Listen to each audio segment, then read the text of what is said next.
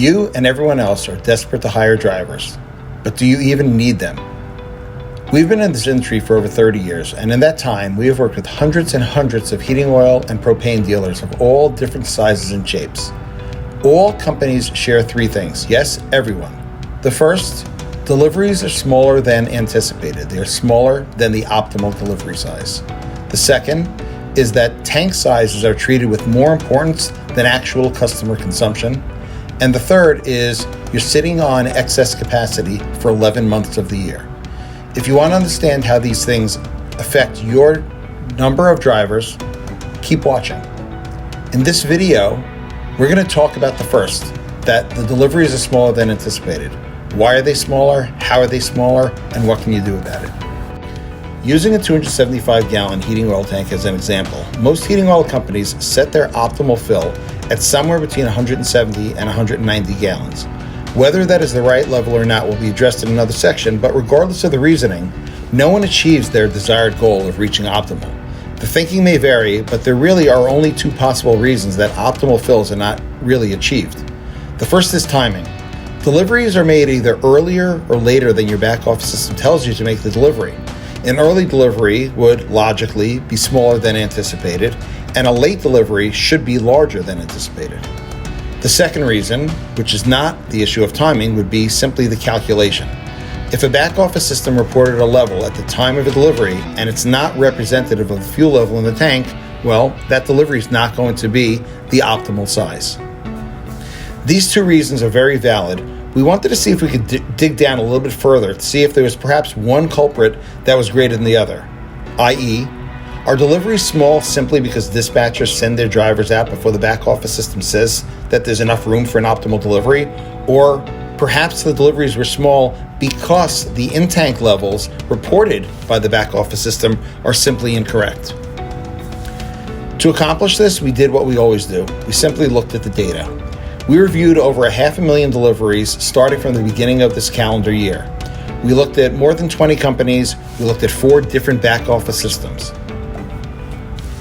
What we were looking for was not the size of the delivery, but the size of the delivery relative to the expected size. Just as an example, if there were 250 usable gallons in a tank and the back office system reported that there were 70 gallons in the tank, you would expect a delivery of 180 gallons. Actually, in addition, if the same tank had a reported in-tank level of 175 gallons, you'd expect a delivery of only 75 gallons.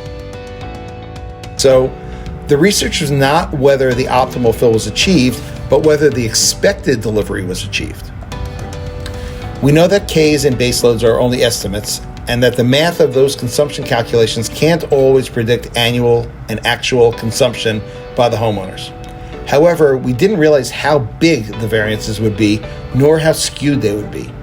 Deliveries are most often smaller than expected, and given enough data, they're actually very predictably smaller. The time of year matters, and how long you've had the customer matters as well. Wintertime deliveries were generally closer to expected than summertime deliveries were. Newer customers were both smaller and more unpredictable than the most tenured of your customers. The reasons are both purely mathematical and perfectly logical. If you think about it, how do you deal with a new customer? Okay, and let's not forget that a large percent of your customers don't stay around with you for that long. Many companies set their new customers with artificially low Ks. As an example, if you have a customer base that has an average of about a K of 5.5, when you get a new customer, it's very common to just set that customer up with a K of, let's say, 4. The logic is that there might be some small deliveries early on, but small deliveries don't result in runouts, and we don't want runouts.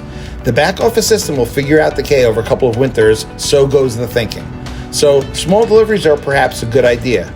In addition, and something that the back office system can't really fix, only you can, is if you set your base load at a half a gallon per day instead of, say, a quarter of a gallon per day, well, that'll also negatively impact the in-tank level and your expected deliveries. The big picture is that out of an extreme fear of runouts, dealers set up customers conservatively, and by the time the back office system catches up, there's a 40% chance that the customer is gone.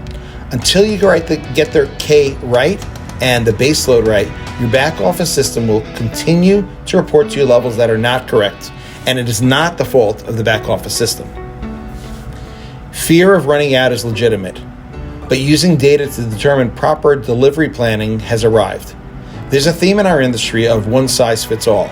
If you want to continue to treat your customers the same as your existing customers, and you don't want to learn anything from the actual delivery sizes, as opposed to either expected or optimal, then you should simply keep doing what you've been doing. If you want to improve your results, use the individual customer data to do so. It's part of the ADEPT process, or you can analyze it on your own. Either way, you need to do something about it.